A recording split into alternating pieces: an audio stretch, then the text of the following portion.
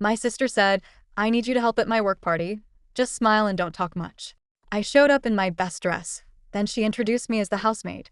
She's had a rough life, she whispered loudly to her boss.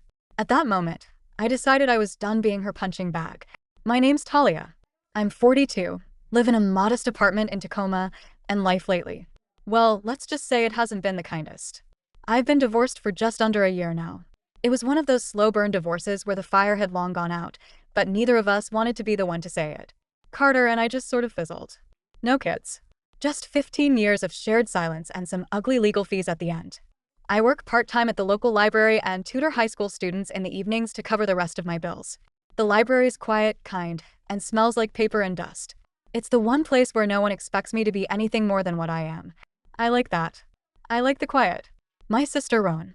She's a whole different story. 2 years younger than me, full of ambition and shine and perfectly tailored pantsuits.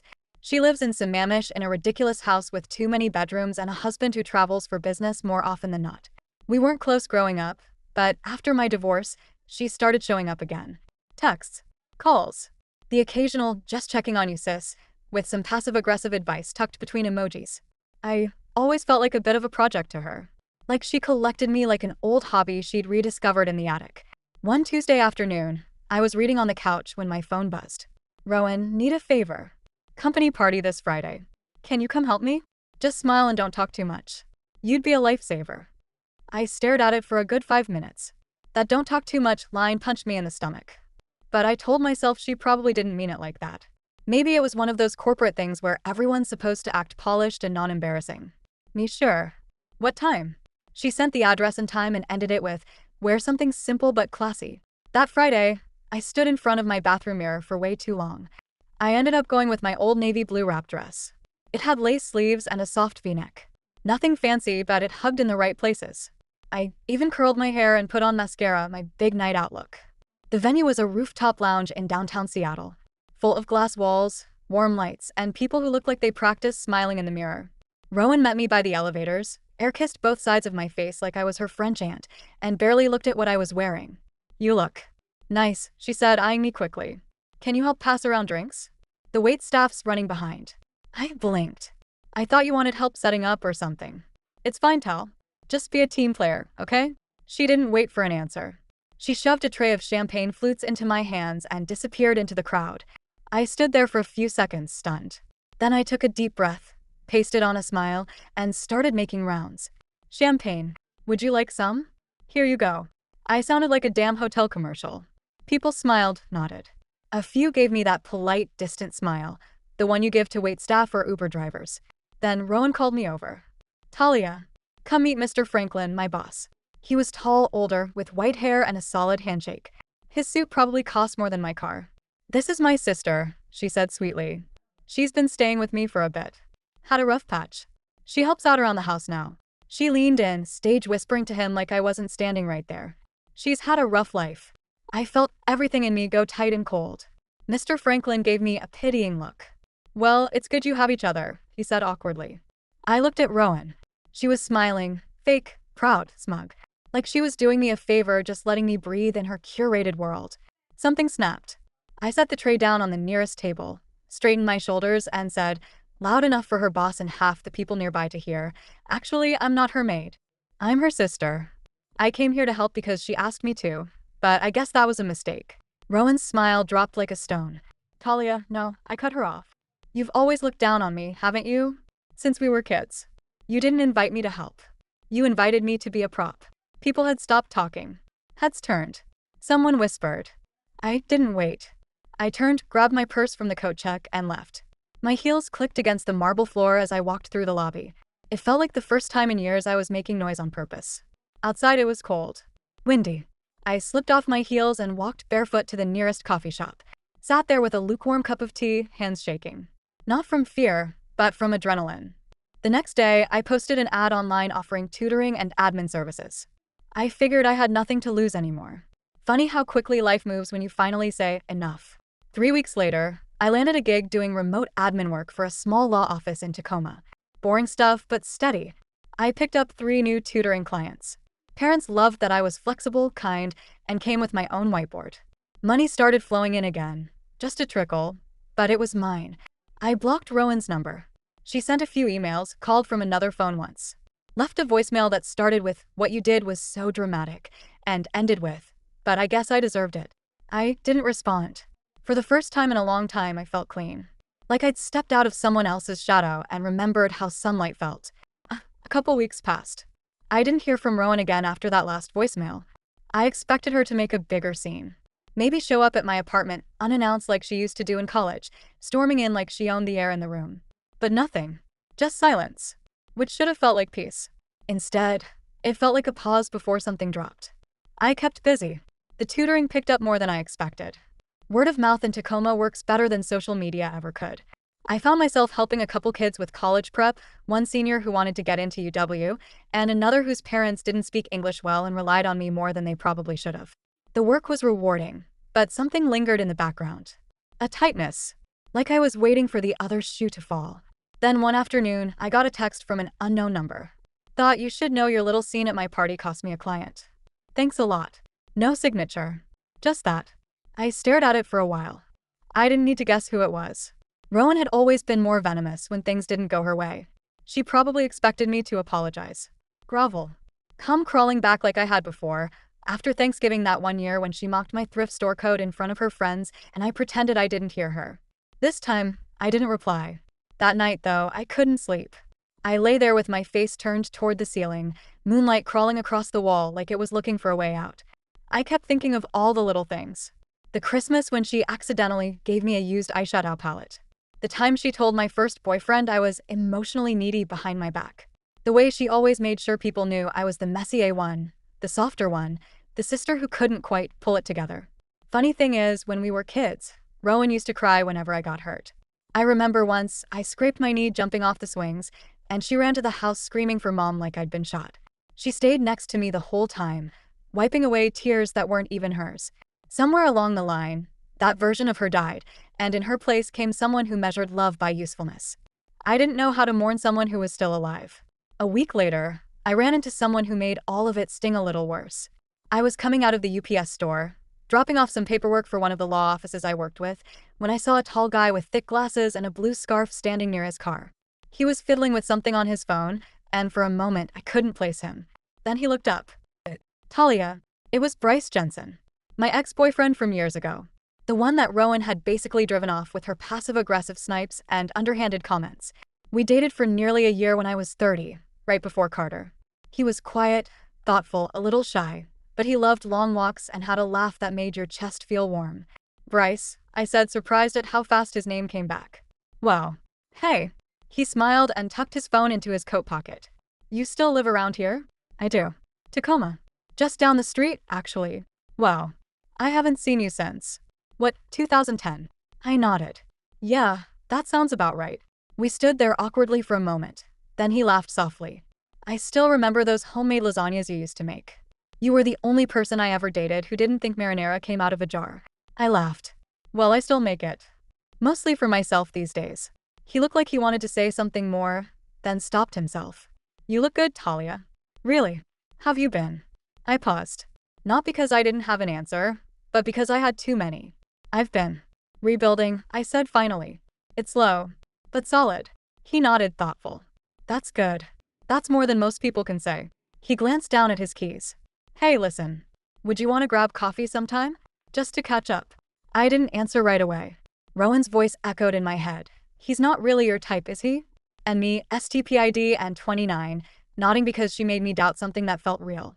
Now, standing there in the cold, I realized I didn't owe her any more decisions. "Yeah," I said. "I'd like that." We exchanged numbers, and he left with a wave and a promise to text. I stood on the sidewalk for a while after he drove off, just breathing in the cold. Life felt like it had color again, not just muted gray.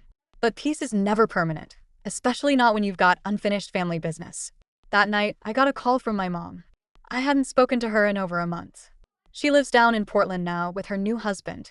Nice guy, quiet, older. I answered on the third ring. "Hi, Mom." "Talia," she said, her voice pinched. "Have you spoken to your sister lately?" I sighed. "Not really." "Why?" "She's been going through something. She called me crying the other night." I bit my tongue. "Did she say why?" "She said you embarrassed her in front of her boss."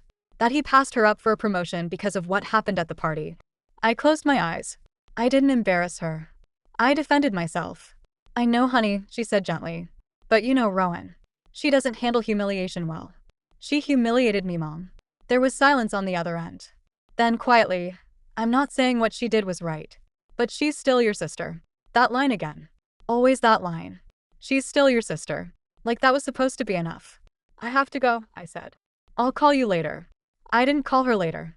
Instead, I made a cup of tea and sat by my little kitchen window, watching the neighborhood street lamps flicker to life. I thought about Bryce. I thought about that party.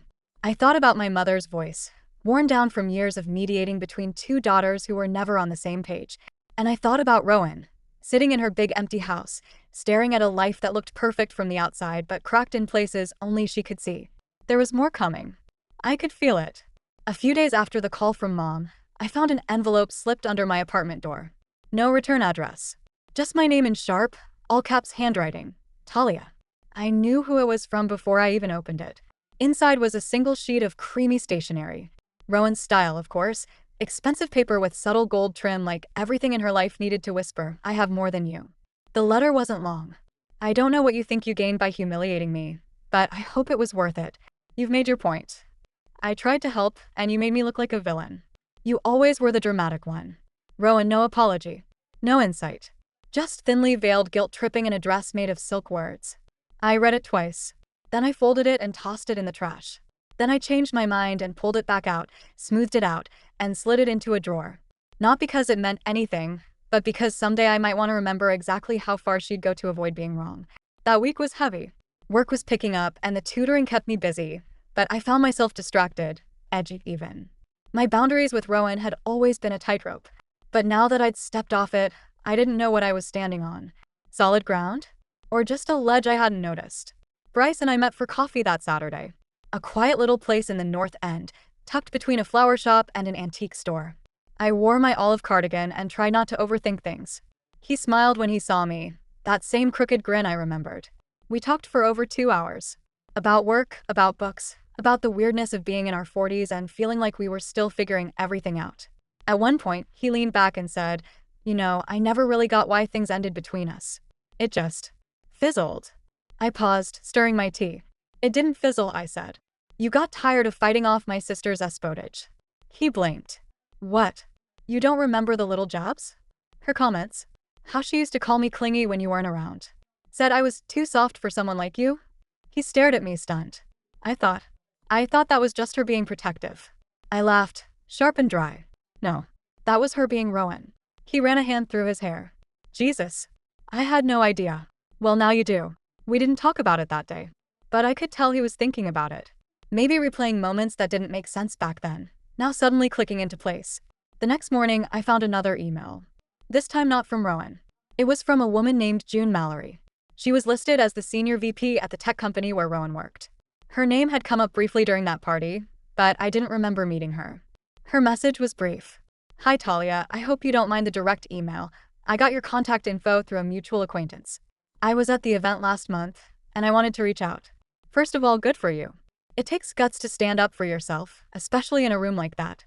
Second, I was wondering if you'd be open to a conversation about a potential contract role. It's a bit unconventional, but I think you'd be perfect. Let me know if you're interested. Best, June. I sat at my desk rereading it until my tea went cold. A potential job? From Rowan's workplace? I wasn't sure if it was a trap, a test, or a twist of fate, but I emailed back. We met at a bistro downtown 2 days later. June was sharp-eyed and wore an olive coat that made her look like she walked out of a fashion spread without trying too hard. She didn't waste time. I need someone to review and organize several years' worth of digital records, she explained, sipping a tall Americano. We've got departments with zero file consistency, and you wouldn't believe how many hours I've lost trying to find basic documents. I do admin work now, I said. Remote mostly. Part-time. She smiled. I'm offering a 6-month contract. Remote. You set your hours. I was stunned. But why me? She shrugged. Because I saw how you carried yourself. And I did some digging. You've got a solid rep in Tacoma. Parents love you. And frankly, that scene at the party told me everything I needed to know. You've got a spine. I stared at her. You know my sister's your coworker, right? I do, she said without hesitation. And what happened that night? Let's just say it wasn't the first time I've seen that kind of behavior from her. I accepted the offer. Not out of spite. Not at first, anyway. But part of me couldn't lie, there was satisfaction in knowing Rowan would find out I was now working with her boss. Quiet, behind the scenes, doing something important. 2 weeks into the contract, I got an email from Rowan. Subject: Are you serious? No body text. Just that. I didn't reply. A few days later, I saw her name pop up on my phone. I ignored the call. Then came the text. I can't believe you do this. Are you trying to ruin me? Is that what this is? I blocked the number. But even as I told myself I didn't care, I felt it, like a splinter under my skin. Guilt. Old habits. This aching desire to explain myself, to smooth it over. But I didn't cave. Instead, I focused on the work.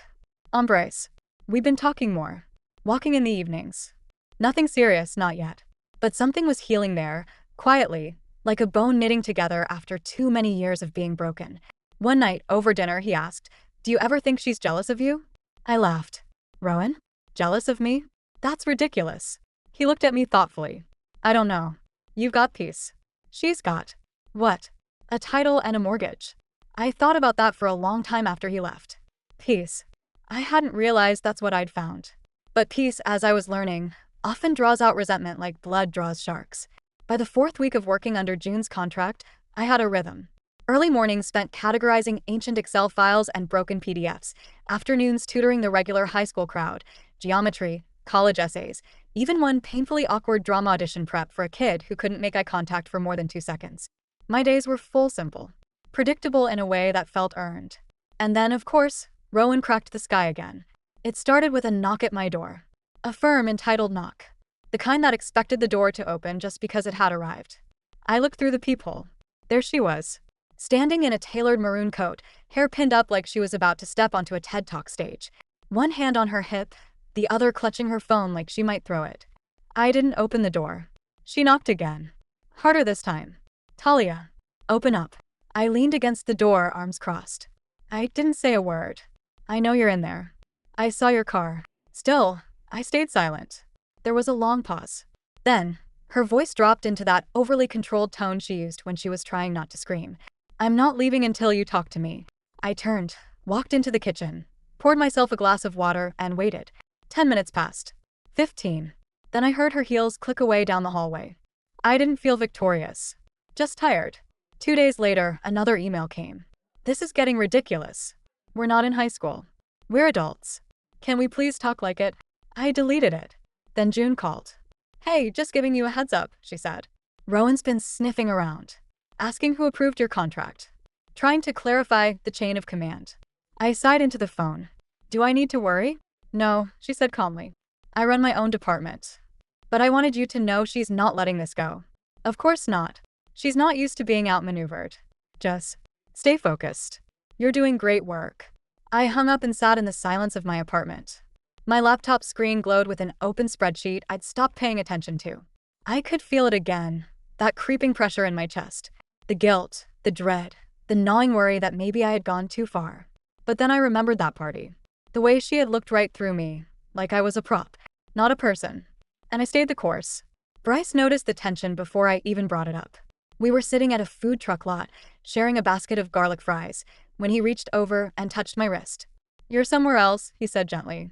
I looked up from the fry I'd been aimlessly dipping into ketchup. It's Rowan, I admitted. She came to my door. His jaw tensed. What did she want? To corner me. Control the narrative. She hates not being in control. He studied me for a second. You know, for what it's worth, I think you terrify her now. That made me laugh. Me? Terrify her? Yeah, he said, smiling a little. You stopped needing her. That stuck with me all night. There's a kind of power in no longer needing someone who once dangled your worth in front of you like bait. But there's danger too, because the minute you pull away, they feel their own emptiness more clearly. And some people will do anything not to feel that. A week later, I got a call from my mother again. Talia, she said in a clipped voice. Rowan called me crying. Of course she did. She says she's being pushed out of a project. That she's being punished. Mom, I said slowly, Rowan is facing the consequences of her own actions. She says it's retaliation. Retaliation for what? I snapped. For me working? For not staying quiet when she humiliated me. There was a pause. I just want you two to fix this, she said finally. You're both all I have left. That line landed hard. She wasn't wrong. But she wasn't right either. After we hung up, I sat down and wrote an email to Rowan. Not because I owed her anything, but because I needed to get the words out of my body. Rowan, I don't know what story you're telling yourself right now, but here's mine. You asked me to help. I showed up. You humiliated me. You've been undermining me my entire life. You call it helping. I call it control. I'm not trying to ruin you. I'm trying to remove you from my choices, from my peace, from the shame you keep trying to hand me like a gift. I didn't ask for this war, but I'm not retreating. Talia, I didn't send it. I just saved it in my drafts. But writing it down loosened something inside me. The next day, I received an invitation to a quarterly review Zoom call for June's department. Internal folks, team leads, and apparently some cross-departmental execs, including one Ms. Rowan Ellison.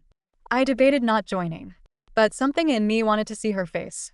Not out of spite, out of curiosity. I logged in 5 minutes early. Made sure my camera was angled just right. My background is clean. My blouse was freshly ironed. At 10 o'clock sharp, everyone popped onto the screen like actors in a virtual play. And there she was. Rowan. Hair perfect. Makeup flawless. Eyes scanning faces with practiced alertness. Then she saw me. Her jaw didn't drop. No dramatic gasp. Just a flicker. A twitch at the corner of her mouth. Like she'd swallowed something bitter. June kicked things off with updates, then handed it off to the next speaker. Rowan spoke third. Her voice was composed. Smooth. But I knew her well enough to hear the edge behind the polish. When it was my turn to present a few file cleanup metrics, I kept it brief and professional. No dig. No smugness. Just clean numbers.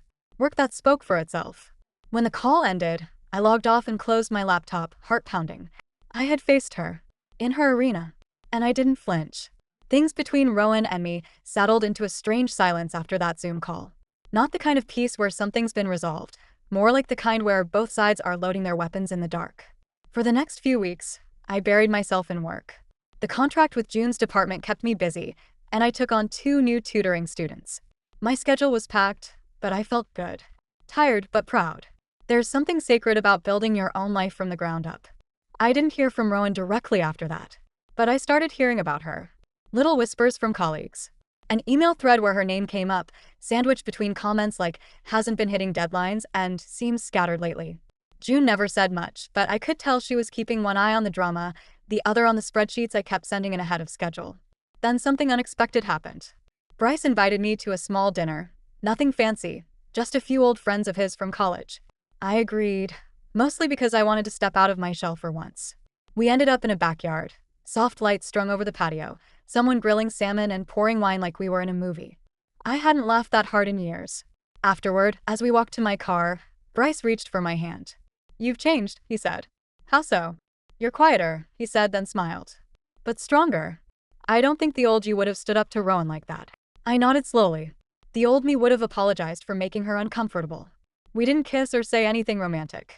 Just stood there in the cool night, 2 people who had both learned something the hard way. The next day, everything finally came to a head. I was on a video call with June and another senior leader, helping them prepare a presentation. We'd just wrapped when June leaned in a bit closer to the camera and said, by the way, I want to show you something. She shared her screen and pulled up an internal memo. Rowan was being reassigned. Still with the company. Still technically a director. But her authority was cut in half. Most of her team responsibilities reallocated. Her title remained, but the influence behind it? Gone. I stared at the screen, heart thudding. She doesn't know yet, June said, closing the document. Official meeting tomorrow. I didn't say anything. You okay? She asked. I nodded. I think so. I never thought it would actually catch up to her. June tilted her head. Eventually, it always does. People like your sister live on borrowed power. Eventually, someone changes the locks. I logged off and sat in silence. It wasn't the joy I felt. It wasn't even a victory. It was a relief. I hadn't had to scream, threaten, or tear anything down. I just stood up. Quietly, consistently. And in doing so, I let the truth speak louder than any accusation. A few days later, I ran into Rowan in the wild. Target of all places. I was grabbing detergent. She was in the next aisle, holding a high-end planner she probably wasn't going to use. We locked eyes. She looked different. Tired, like the kind of tired money doesn't fix. Talia, she said, almost like a sigh. Rowan. She didn't come closer. just stared for a second, then said, "You really couldn't just let it go, could you?" That old ache stirred in me, the guilt, the second guessing. But it passed. "No," I said softly. "I finally decided not to let you go unchecked." Her jaw tensed. "You've always had a chip on your shoulder." "No. I had a sister who made me feel small for decades." She looked down at the planner in her hands, then backed up at me. "I lost a lot, Talia." "I did too," I said. "But I didn't blame you for it. I just stopped letting you add to it." She didn't reply, didn't apologize, didn't explode. She just walked past me. Her heels clicked too loudly in the quiet aisle. That was the last time I saw her in person. A week later, I finished the 6-month contract with glowing feedback. June offered me a permanent remote role. Flexible hours. Full benefits. I accepted. I kept tutoring on the side, by choice now, not desperation. Bryce and I stayed close. Some nights we cooked dinner together, other nights we just sat quietly with tea and books. No pressure. No expectations. Just kindness. One rainy afternoon, I sat on my balcony with a blanket around my shoulders, tea in hand, and stared at the quiet street below. It felt like I had finally stepped out of a room I didn't know I was locked in, and I didn't need revenge to feel free. But I did need the truth. And Rowan? She finally had to live in it. That was enough. That was everything.